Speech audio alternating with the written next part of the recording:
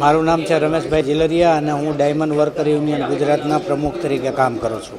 આજે કલેક્ટર સાથે મહત્વની મીટિંગ મળી હતી, કઈ રીતની મીટિંગ રહી?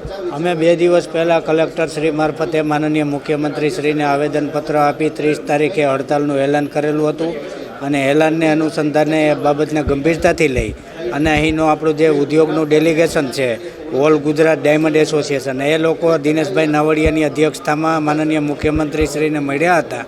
માનનીય મુખ્યમંત્રીશ્રીએ ખાતરી આપી હતી કે 2 દિવસની અંદર રત્ન કલાકારોના પ્રશ્નોનું યોગ્ય નિરાકરણ કરવામાં આવશે. એના અનુસંધાને આજે કલેક્ટરશ્રીએ પ્રાથમિક માહિતીઓ મેળવવા માટે અને હીરા ઉદ્યોગના કારીગરોની સમસ્યા અને એનું નિરાકરણ કરવા માટે સરકાર શું કરી શકે એ બાબતે પ્રાથમિક મિટિંગ કરી હતી અને મિટિંગમાં અમે હાજરી આપી હતી. કલેક્ટરશ્રી 2 દિવસમાં સરકારશ્રીને ઉપર રિપોર્ટ આપશે, ત્યાર પછીની આગામી રણનીતિઓ ઘડી આગામી મિટિંગો નક્કી કરશે. અમે અત્યારે રત્ન કલાકાર કલ્યાણ બોર્ડ આર્થિક પેકેજ અને 30% ભાવ વધારો એ પ્રાથમિકતા મૂકી છે કલેક્ટરશ્રી સમક્ષ અને આવનારા સમયમાં અમે 30 તારીખે જે હડતાલનો કોલ આપેલ છે એ કોલ અત્યારે યથાવત રાખેલ છે. જો એમાં સુખદ સમાધાન થશે તો એમાં ફેર વિચારણા અમે આગામી સમયમાં કરશું, પણ અત્યારે અમારો હડતાલનો જે કોલ છે એ યથાવત છે.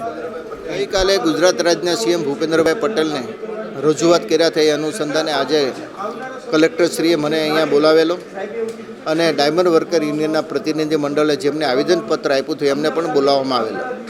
ખાસ 4 મુદ્દાઓ ઉપર ડિસ્કશન થયું હતું. પહેલો મુદ્દો હતો રત્ન કલાકાર કલ્યાણ બોર્ડની સ્થાપના કરવામાં આવે. બીજો મુદ્દો હતો રત્ન કલાકારના બાળકોની જે શૈક્ષણિક ફી બાકી છે એમને તાત્કાલિક રાજ્ય સરકારે એમાં મદદરૂપ થાય. ત્રીજો મુદ્દો હતો કે રત્ન કલાકારો પર જે પ્રોફેશનલ ટેક્સ લેવામાં આવે છે એ તાત્કાલિક અસરથી નાબૂદ કરવામાં આવે. અને ચોથો મુદ્દો હતો ડાયમંડ વર્કર યુનિયન દ્વારા કે રત્ન કલાકારોને જે કંઈ કટ એન્ડ પોલિશની પ્રાઇઝ આપવામાં આવે છે, મંદીના સમયને જેની પ્રાઇઝો કટ કરવામાં આવે છે તે પ્રાઇઝ હવે ફિક્સ થવી જોઈએ.